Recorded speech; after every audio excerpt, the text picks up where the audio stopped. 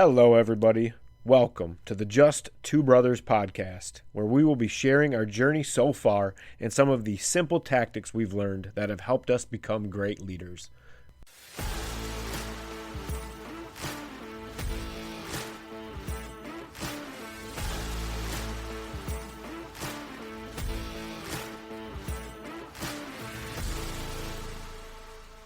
What's up, everyone?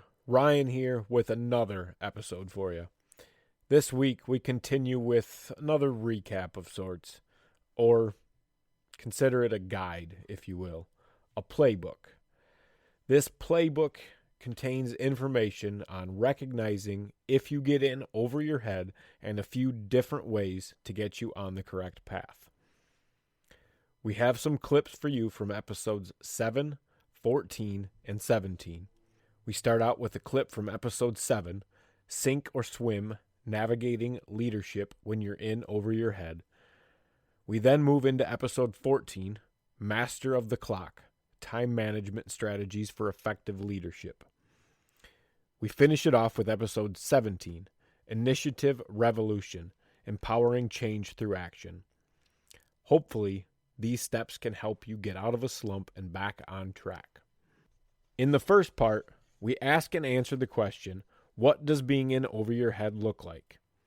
We also cover how to identify someone who may be in over their head themselves and how to help both yourself and others. Being in over your head can look different for everyone, but some common signs include feeling overwhelmed, stressed, anxious, or like you're constantly playing catch-up. It may also show up as a lack of confidence in a particular area, leading to mistakes or poor performance. Join us as we explore further.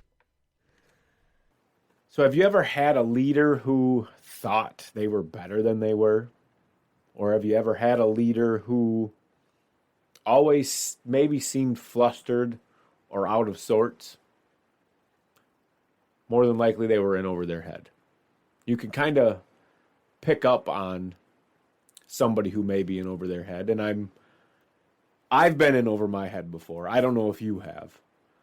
But there's a feeling, at least that I get when I start to recognize, oh shit, I don't know what I'm doing. I have that happen a lot. There's a lot of times where I'm in over my head, not in a leadership sense, but just I don't know what I'm doing, and I just kind of have to figure it out, but I use all the resources that I have and remain calm. Yep, that's a good point.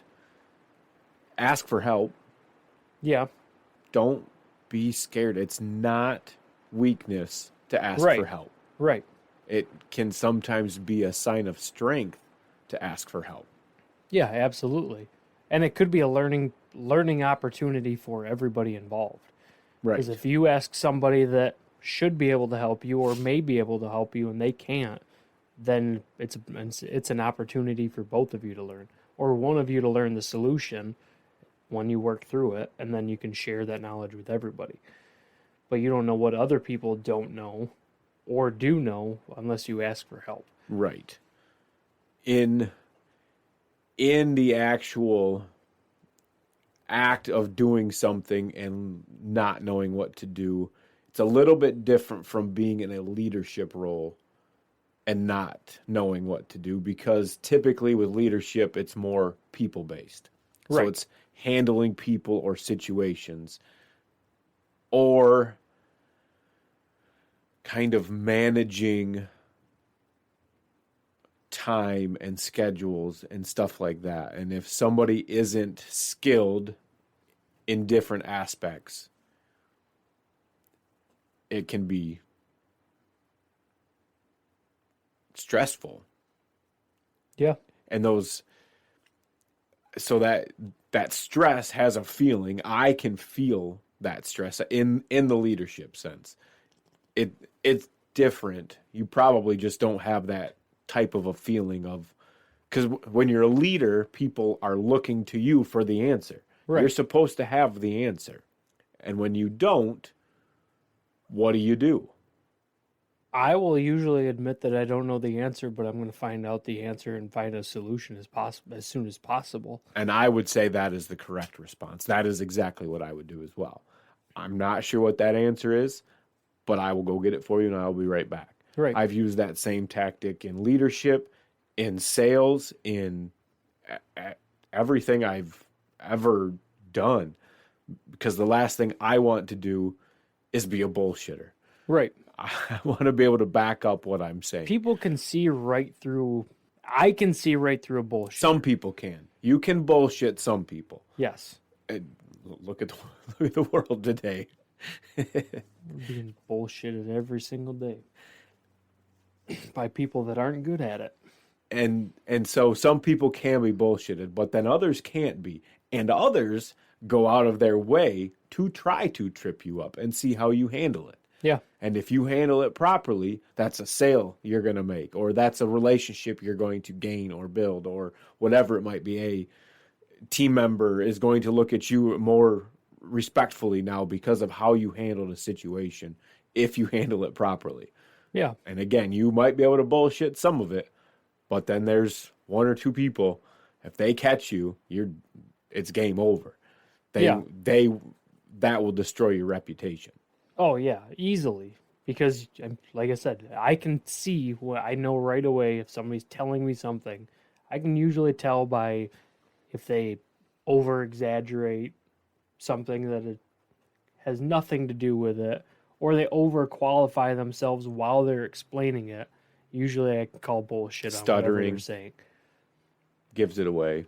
Clear lack of confidence in what they're saying. They won't make eye contact. They'll look away. They'll try to hurry up through the answer. Or give the answer, but trail off in sort of a question. Yes. Oh, that is another one I was going to say. And look at you for validation to see if you caught on and agreed before they continue. Another thing I notice with somebody who's out of their element and isn't sure what to do, they'll answer a question with a question to flip it back on you. Well, what would you do? Or various other ways.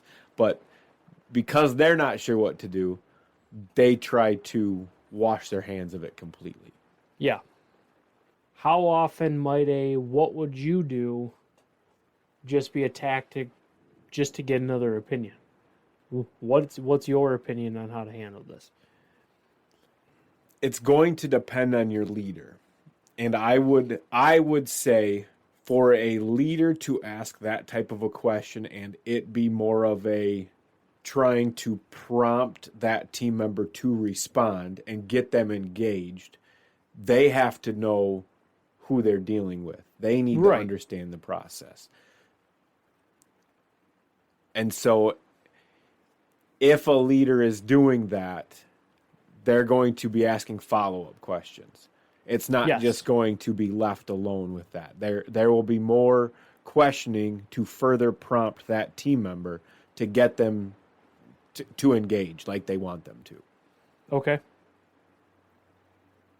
At least that's how I would handle it, because I will use that exact same tactic with people when I want them, when I want to empower them to respond and interact and no, I want to hear what you have to say. You're the one that has to do this. Like, How are you going to handle it? So I know if you're going to handle it properly, or if I need to cover this again, or it could be explain it a little bit better something that you're trying to push that team member a little bit more. Yeah. You want them to get a little bit more experience and push them out of their comfort zone. So you're going to spin their question back on them, because we're trying to cultivate the culture of come to me with solutions, not problems. Yes. There will be times where you have to bring problems, but we want more solutions. Don't just come bitching at me. I can't fix every problem. I don't have all the answers. Yes, I'm your leader, but I'm not God. I don't know everything. you do this? Like, what do you think? So you can, and that's also pushing your team, empowering your team, trying to get them to be able to run efficiently without you, as that is your goal. So you can spin it back on them to get them engaged. Right. But like I said, that would be met with follow-up questions because they're going to look at you quizzically, like, what do you mean? And then you can further push them. Somebody who's out of their element won't do that because they don't know. So that's the difference there. Okay.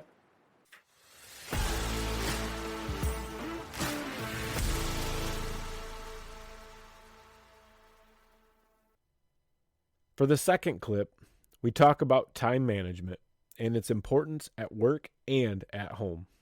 We share some tactics that have aided us in becoming better at time management ourselves. I also break down the pickle jar theory. To hear more, click on the link below for episode 14. By the way, all clips today will have links included in the description if you would like to hear more. All right, here we go. Why is time management important? Not even necessarily just for a leader, but just in general. Why is time management important? Ultimately, most things you do, you're on a schedule. You have a time limit. You have to get things done in a certain amount of time. And if you don't manage your time properly, you're going to end up late or causing somebody else to be late because you're not doing your job effectively enough. And not even at work. Why is time management important at home? It might even be more critical at home. And that's where we get more comfortable and forget about time management and just, oh, I'm going to sit down and watch a movie. I'm going to sit down and watch TV, the game, whatever. Or get tied up in other things and then get kindly reminded by your children that you did not spend as much time with them as they wanted to. And that will kick you in the ass raising kids. Amongst the litany of other things you have to get done around the house, the never-ending to-do list. And you have to remember sometimes that to-do list just needs to go to the wayside. You have other things that need to be that you need to focus on. Yeah, you and I Not have had the some to-do conversations about that. 'Cause Yep. I have a hard time keeping up sometimes, and I overload my schedule. But when it comes to my kids, I prioritize time with them. Yep. But yeah, I would agree. It's just as, if not more important at home. And we're more concerned about it at work than we are at home. So that's something we all need to work on. Why are we more concerned about it at work than we are at home? It's just comfort at home. Is it, or is it because you're worried that you might lose your job and less concerned about losing those that you have at home? Maybe with something like that, I do think when ultimately you could lose your family at home because you don't prioritize them. Right. I do think people still prioritize the relationships at home, but there's certain liberties we all take. For granted?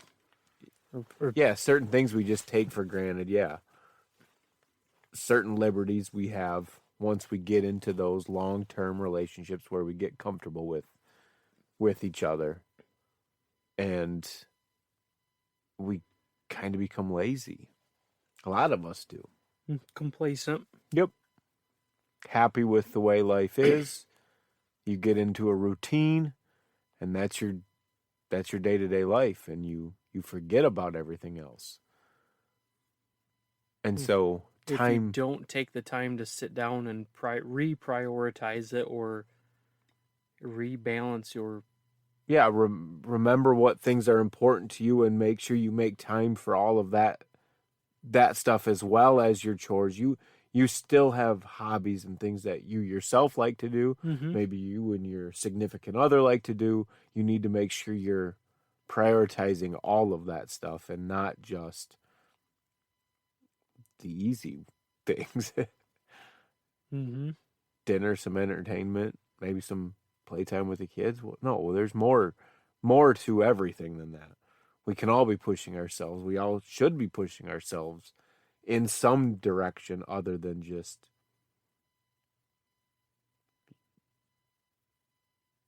kind of living. We all have something to offer. Yeah. Some way to make the world better. I believe we all have a purpose.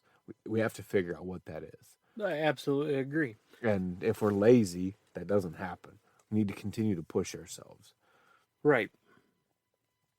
Otherwise, you end up at the end of your life regretting all the times you didn't Right. push yourself, or the times you didn't prioritize what should have been prioritized in the important things in life. Right. So time management at home is important because you can lose sight of what's important and what needs to be taken care of. And at work, it's important because there may be people relying on you that if you don't get your shit done on time, now they're not getting paid, they're not getting a raise, they're not getting something, they're not getting their job done now, whatever, all because you have poor time management. Yep. I absolutely agree. So, what are some ways that you manage your time? I am big on, I have my calendar on my phone that's all tied through Outlook or whatever. I schedule meetings, uh, when I was a supervisor, I would schedule one-on-one time. I would schedule my time to go walk around. Everything. My day was almost mapped out from the beginning because if I did not do that, meetings would get scheduled in times where I had it blocked off in my head to go do certain things that I need to get done. So somebody would pull in a meeting in that time, and then, okay, now I got to go find more time. That would then get filled in with a meeting. So it helped block that time off from other people stealing it from me. It also kept me on task because now I'm getting a reminder 15 minutes before, 10 minutes before, 5 minutes before each one of these events. So I make sure I make it to each one of these things. Because there's all kinds of different, I guess you can call them touch points throughout your day that you need to make sure you're hitting, especially when you're a supervisor. You Right. need to be making sure you're touching base with your team leads.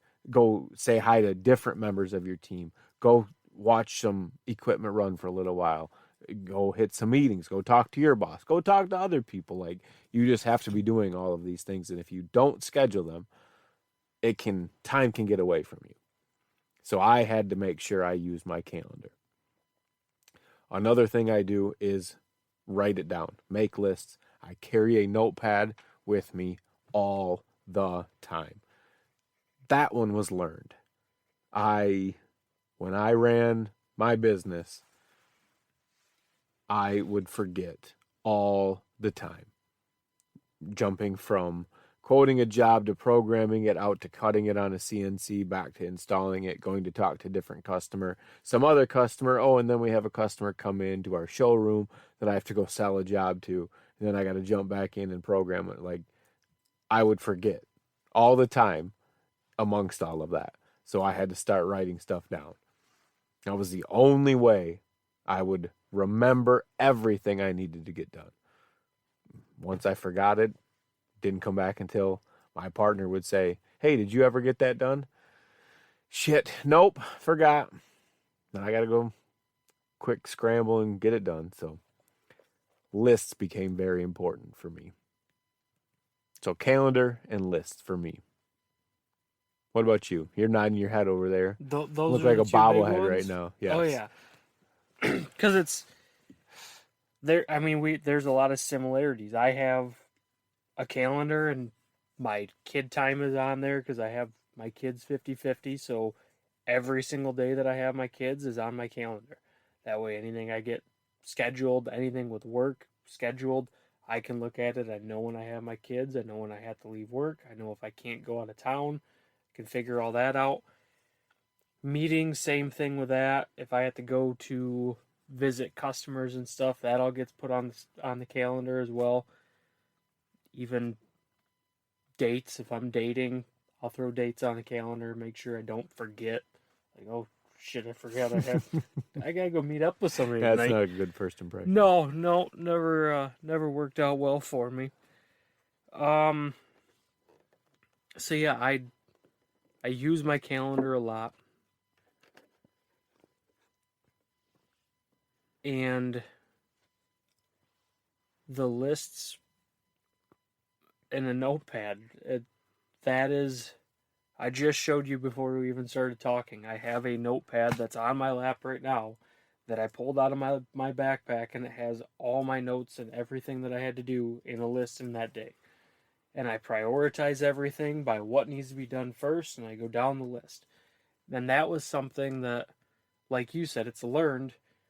I found out when I started the last week's episode was my background. We went into how I got into building machines and doing installs.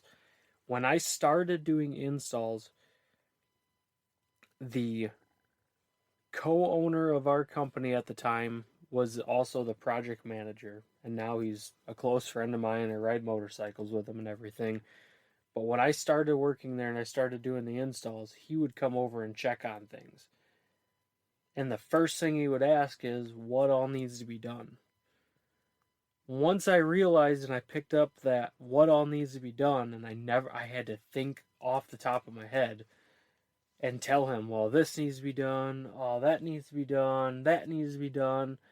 It was so inefficient, and it didn't get me anywhere. The first day that I had a list, when he asked me that question, I could go down the whole list and this needs to be done, this needs to be done. I need mechanical for this, electrical for this, I need this to done. This needs to be done by the customer. He looked at me and said, sounds like you have everything handled. Turned around, walked out. I never had him come and check on me again. And everybody bitched that he'd leave me alone, let me do my job. He comes up, he sees the notepad, sees the list.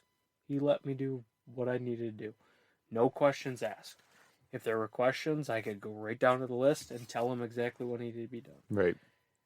That bought me probably a lot of fucking brownie points and helped me a lot.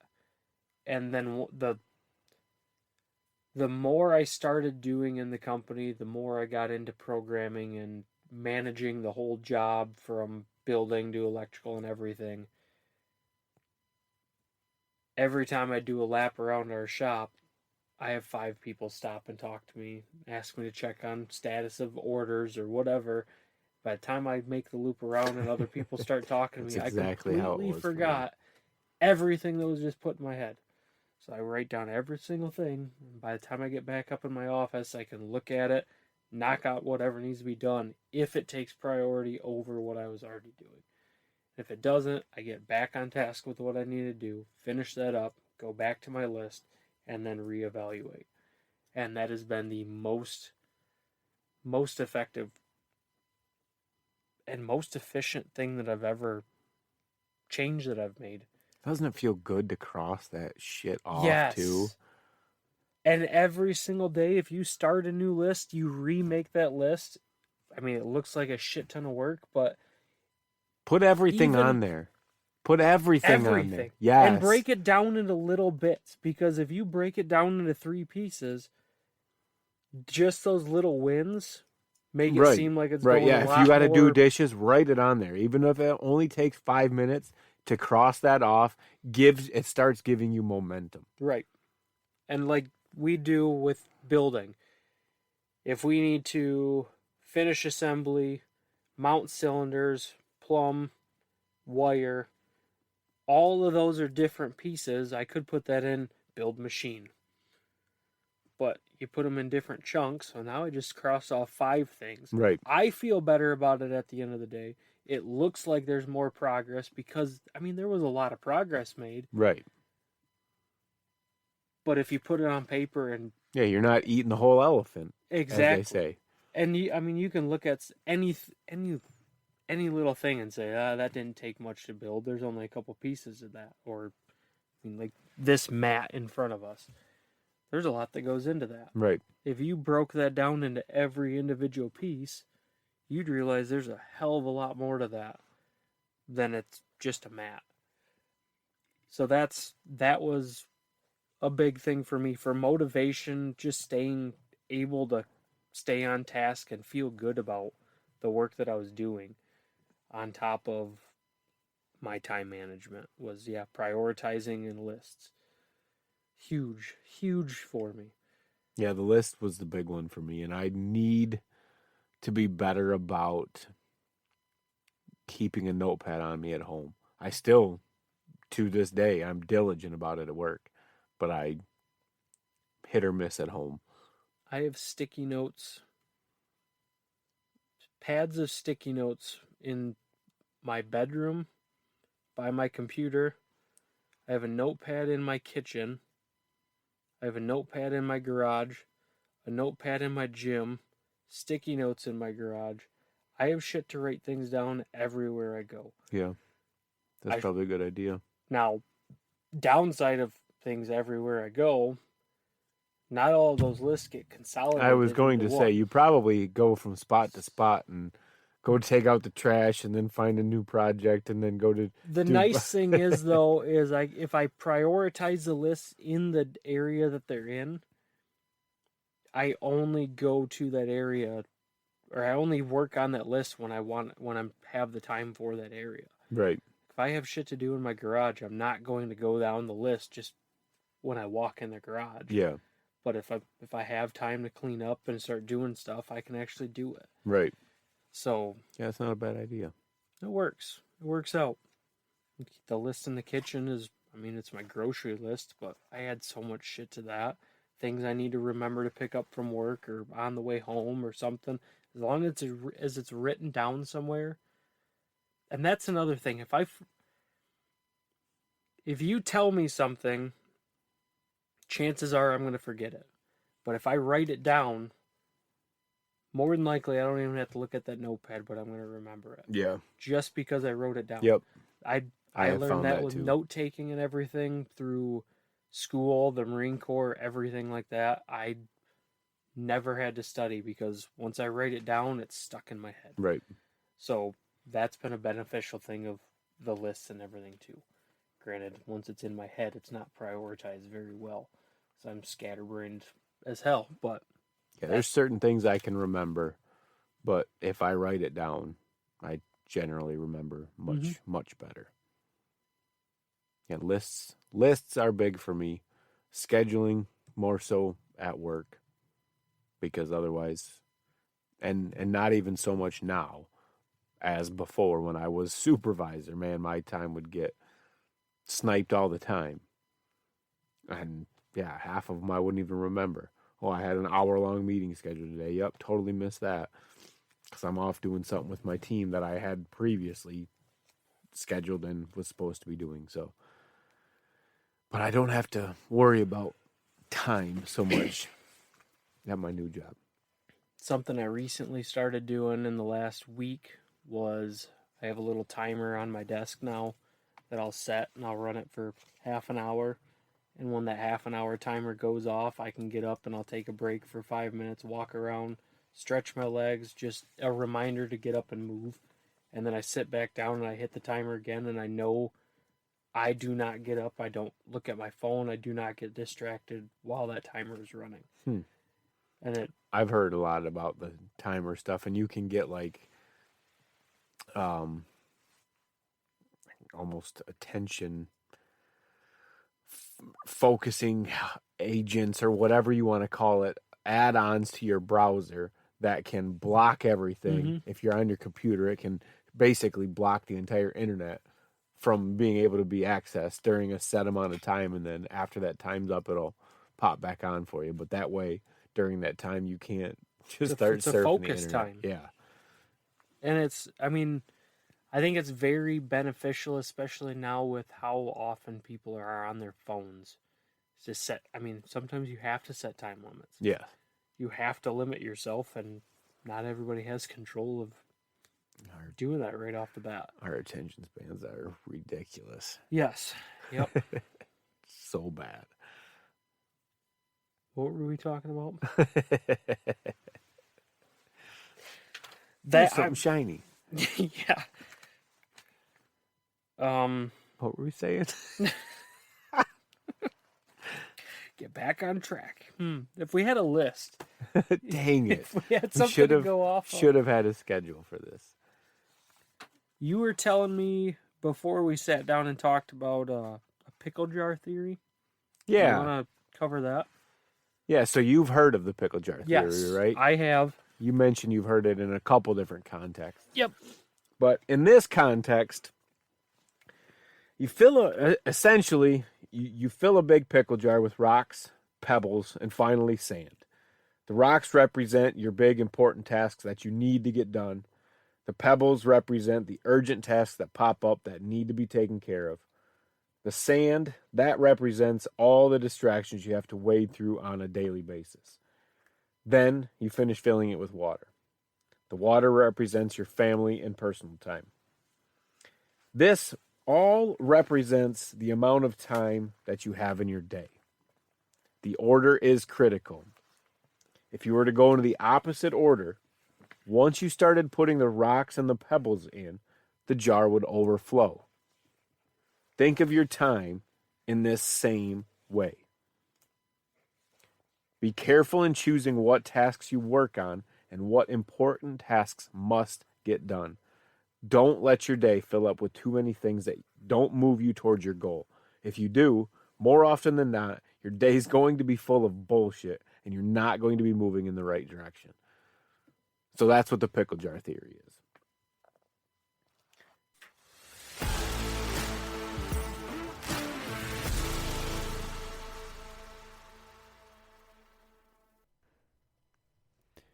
And for the final piece of the puzzle today, we break down ways to take initiative to not only help you stand out in a crowd, but also show your team what a leader looks like. We also explore different ways to create a solution-driven mindset rather than a problem mindset. Here it is. What can I do to better myself to add more value to this company? Yeah. And there's so many different ways to do that.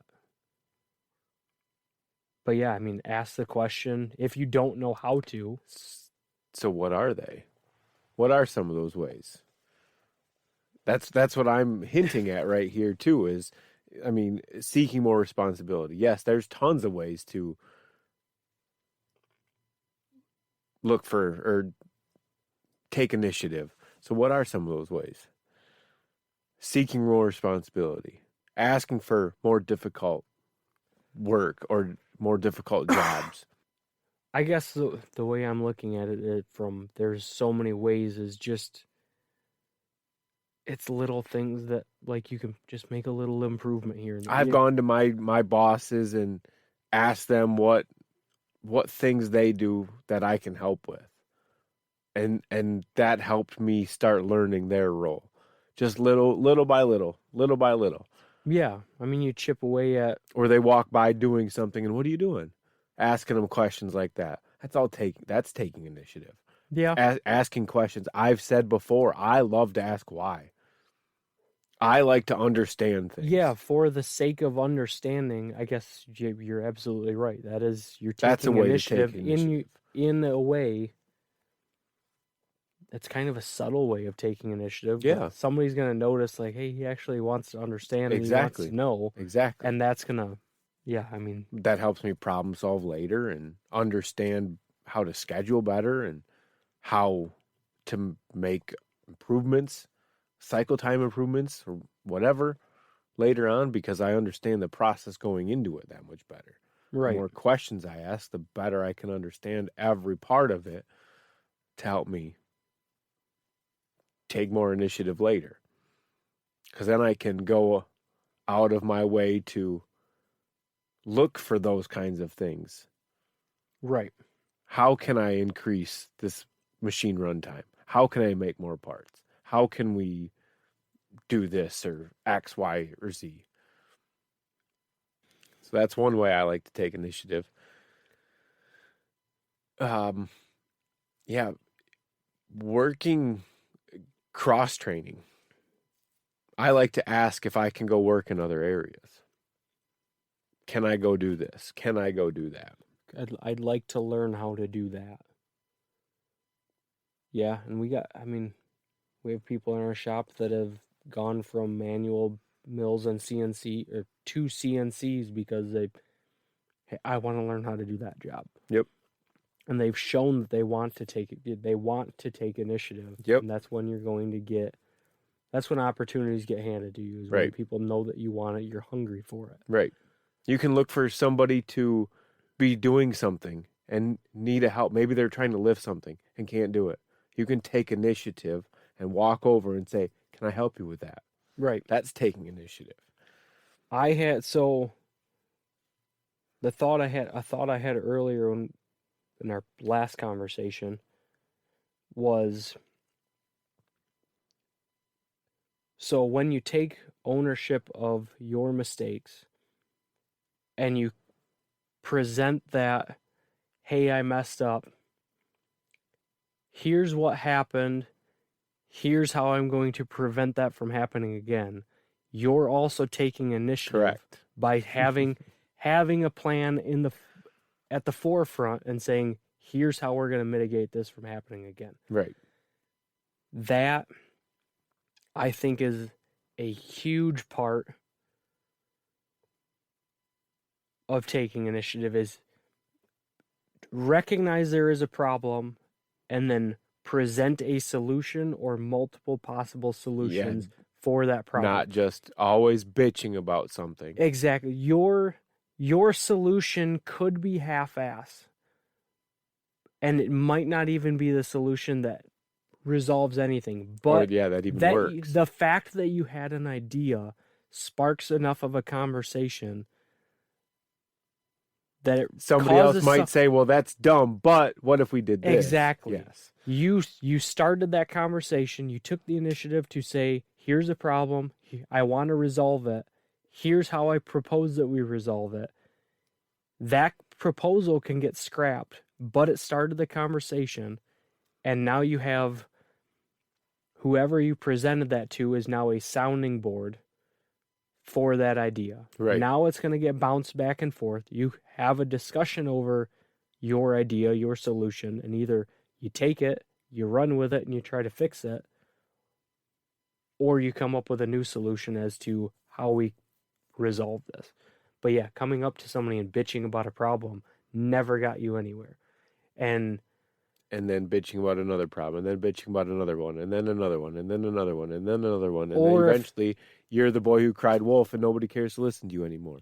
But if you're coming with solutions, or at least an attempt at a solution. Yes. And that's what I've noticed. The more I'm leaning towards the leadership side of things at our shop, it is so frustrating having somebody come up to you and say, hey, I have a problem. Right. Great. I do this with my kids. So go back to my kids.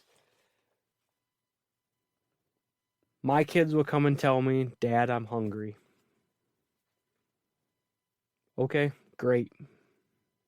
Awesome. You're hungry. Okay, hi. Hi, hungry. I'm Dad. And they'll just look at me.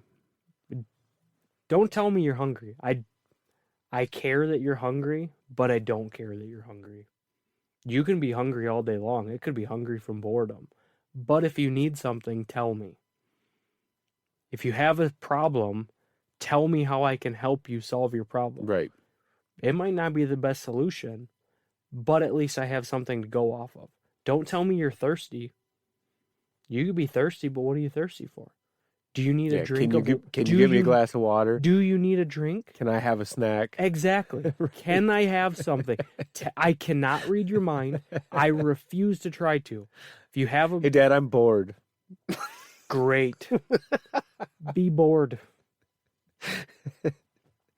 Have fun. You want something to do? Tell me you want something to do. I'll give you something to do. But don't come to me with a problem and expect no, I me don't to wanna do read your that. fucking mind and solve it for you. I refuse to do it. I will not do it. I will not do it with my kids. I'll be damned if I'm going to go to work and do it with adults. Right. You are capable of doing your job. You are competent.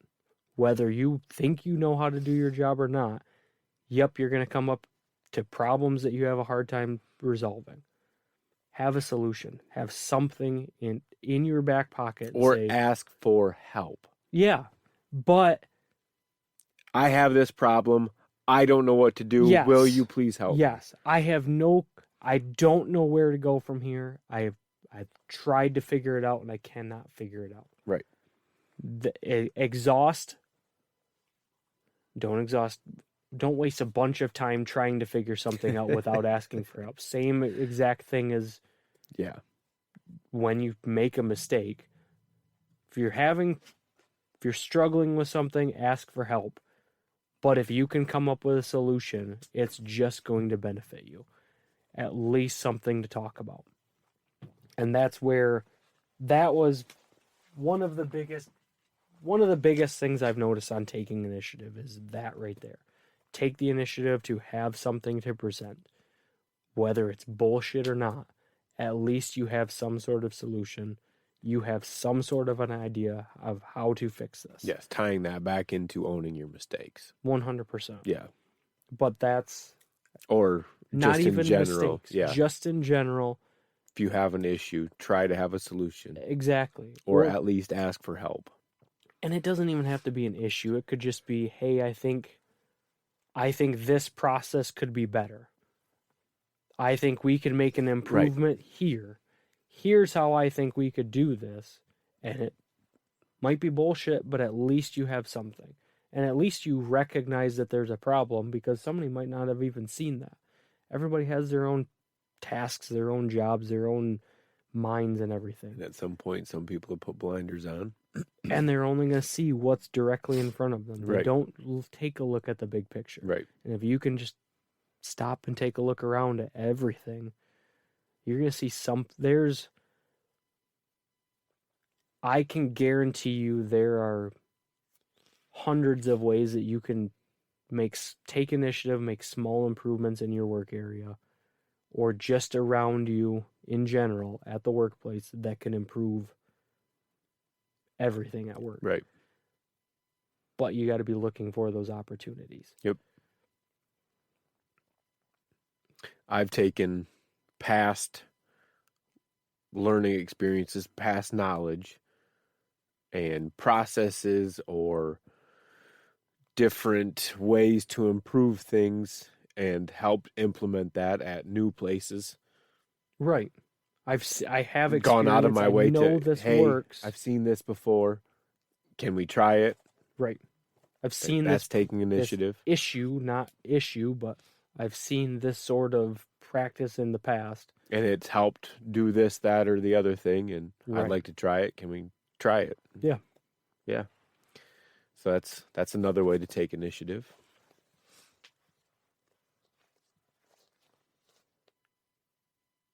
How about as a leader, turning that on your team and asking them for their opinions on improvements? Hey, I'm thinking about doing this this is how I think it's going to benefit the team, and just running it by your team. You as a leader still take I got to the point where I told my team, I don't want you to ask me to do it. I want you to do it and tell me if it worked or didn't work. Yeah.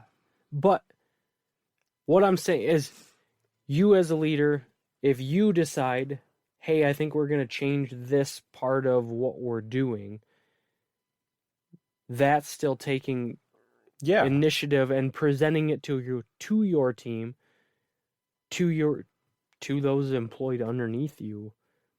And I still think that's just as beneficial as taking initiative to leadership. You still have to treat I guess it works both ways. I guess if Yeah. you follow what I'm saying. Yeah. Yeah, I spun it around the other way, but yeah, I see what you're saying. So it doesn't always go from like you trying to improve things to move yourself up or for your own benefit. Right. It's benefit your team and show them that you care Yeah, absolutely. enough to run that by them and get their opinion on it. Yep. Because, I mean, as a supervisor or whatever, you don't know what the hell's going on every single process. You should have a good idea of it, but you still don't know every intricate detail Right. all the time. So Right. you're going to miss some things that you think it makes sense, but there's no way in hell it's going to work because you Yeah. never talked to anybody about it. Yeah. And to that, like I mentioned, I got to the point with my team where I got sick of them asking me if they could do stuff. And I just said, just do it. Because Yeah. I look at, like, can I do this? I trust you Like, to why are make you asking me? I don't know how this shit works. Do it. You tell me if it got better or worse. Tell me what you're doing and if it got any better or not. That's all I care about. Like, I don't know if it's going to work or not. Yeah. You can explain it perfectly. Mm-hmm. I still not gonna have any clue if it's gonna work. Yeah, we've had So yeah, I got to the point where I just said, do it. Just tell me. people in like the electrical department. You have electrical cabinets. When we're installing machines, they're fresh electrical cabinets. There's no holes in them anywhere. We have to make the decision on where it goes. So either whoever does the electrical prints draws it all in by dimensions, or whoever's doing the install has to just figure out where they want holes. That usually tends to work the best because when you're building a machine, things can go wherever, so you're going to just kind of do it on the fly. We've had wiring guys come up and say, hey, I'm thinking about putting a hole here. What do you think about that? Like, fucking put a hole in it. Is it going to work? Well, I think it will. Like, I fucking trust you then. Yeah, exactly. Do your job. That's fine.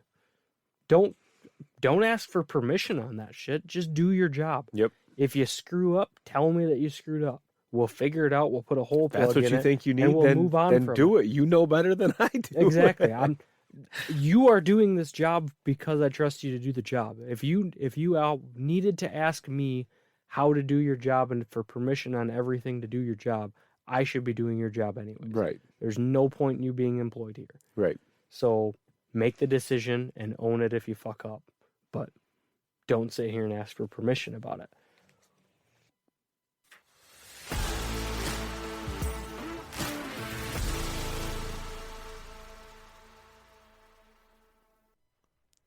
Well, that will do it for this week's episode. Hopefully you can use these steps to get you out of a bad situation. If you think you need help, you probably do. Your best course of action is going to be to ask. If you have any questions for us, please reach out on social media. We are at J2B Podcast on Twitter, Just Two Brothers Podcast on Instagram and Facebook. We would love to hear what problem we can help you solve. Hit us up anytime. If you don't already, make sure to follow us as well. We post all kinds of helpful tips and information pulled right from our episodes each week. We've been a little lax lately, and I apologize. Vacations and some other obligations have gotten in the way and taken time typically spent on this stuff, so I'm sorry. I've identified the problem, and I will be correcting it. When have we said that before? Have a great week, everyone. We will see you next Wednesday.